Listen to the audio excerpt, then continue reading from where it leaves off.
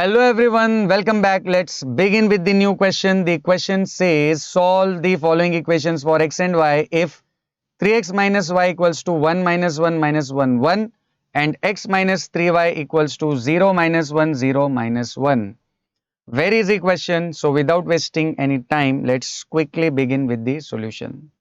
यहाँ पर देखिए हमको दो इक्वेशंस दी हुई है और उन दो इक्वेशंस को सॉल्व करके हमें फाइंड करनी है x और y की वैल्यूज.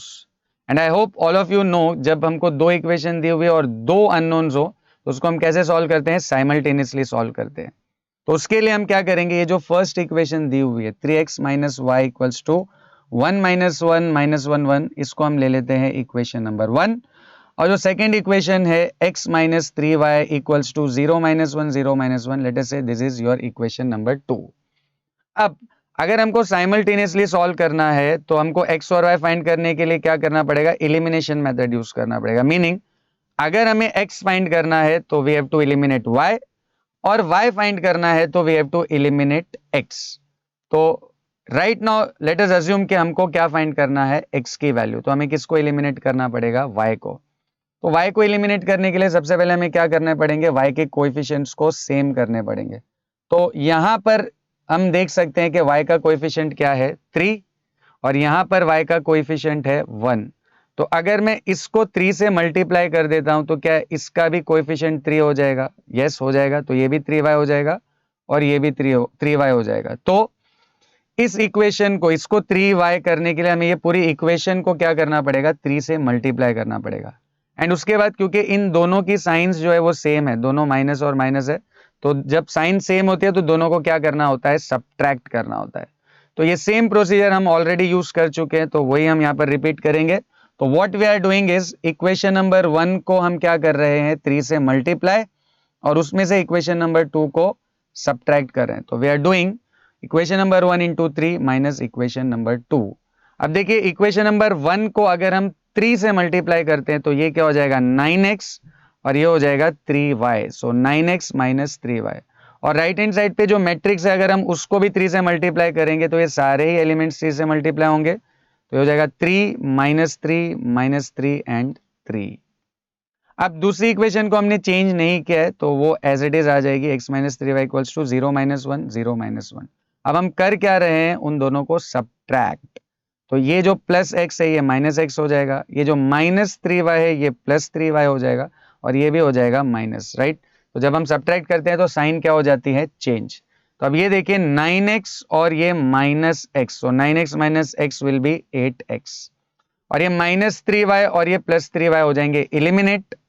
अब राइट हैंड साइड पर भी हमको इस मैट्रिक्स को इस मैट्रिक्स से सब्ट्रैक्ट करना है और सब्ट्रैक्ट करने का रूल काफी सिंपल है, corresponding element will be subtracted from the corresponding element, right. तो राइट हैंड साइड पे ये जो फर्स्ट एलिमेंट है 3, ये सब्ट्रैक्ट हो जाएगा, इसमें से हम सब्ट्रैक्ट कर देंगे 0 को, so it will be 3 minus 0. फिर ये जो माइनस 3 इसमें से क्या सब्ट्रैक्ट हो जाएगा, अगेन 0, सो माइनस 3 माइनस 0. फिर ये माइनस 3 में से क्या सब्ट्रैक्ट होगा, minus 1, so minus 3 and minus of minus 1 will B plus 1, so minus 3 plus 1. और ये भी हो जाएगा 3 and minus of minus plus 1, so 3 plus 1. अब नेक्स्ट स्टेप में ये 8x तो वैसा ही रहेगा, ये क्या हो जाएगा 3 माइनस 0 3, फिर minus 3 minus 0 will be minus 3, then minus 3 plus 1 will be minus 2 and 3 plus 1 will be 4. और फाइनली x की वैल्यू क्या हो जाएगी, ये 8 वहां जाकर हो जाएगा डिवाइड, तो x की value will be 1/8 and this whole matrix. अब देखिए जो 1/8 है ये अंदर सबसे जाकर मल्टीप्लाई होगा, तो ये 1/8 जब 3 से मल्टीप्लाई करेंगे तो x की वैल्यू क्या हो जाएगी 3, ये फर्स्ट जो 3 है ये बन जाएगा 3/8. फिर ये माइनस 3 को भी अगर हम 1/8 से मल्टीप्लाई करें तो ये माइनस 3/8. ये माइनस 2 को 1/8 से करेंगे तो ये माइनस 2/8 जो रिड्यूस होके क्या बन जाएगा, माइनस 1/4. और ये 1/8 इंटू 4 से क्या बन जाएगा 4/8 एंड सिंप्लीफिकेशन पे it will become 1/2. So this is the value of matrix x. अब हमें नेक्स्ट क्या फाइंड करना है, वैल्यू ऑफ मैट्रिक्स y. तो अभी मैट्रिक्स y के लिए हम ये जो भी x की वैल्यू मिले हम उसको किसी भी एक इक्वेशन में सब्स्टिट्यूट करके क्या फाइंड कर सकते हैं, y की वैल्यू. तो let's substitute the value of x in equation number 1. तो अगर हम 1 में सब्स्टिट्यूट करें तो ये 3 इंटू एक्स, सो 3 और x की जगह पर ये मैट्रिक्स आ जाएगी जो अभी हमने रिसेंटली फाइंड की हुई है. फिर minus Y unknown as it is आ जाएगा और राइट हैंड साइड पे क्या है 1 -1 -1 0। अब इसको अगर हम 3 से अंदर मल्टीप्लाई करते हैं तो ये क्या हो जाएगा 9/8, फिर ये भी -9/8, ये -3/4 और ये 3/2। करेक्ट, 3 से हमने चारों को क्या कर दिया मल्टीप्लाई, ये minus y as it is और राइट हैंड साइड भी एज इट इज। अब देखिए इसको रीअरेंज करके हमें क्योंकि y फाइंड करना है तो फिर रीअरेंज दिस होल इक्वेशन, ये माइनस वाई अगर वहां भेज दोगे तो प्लस वाई बन जाएगा और ये मैट्रिक्स इधर आके माइनस हो जाएगी। तो रीअरेंज करने पे what we get is y equals to this whole matrix minus this matrix.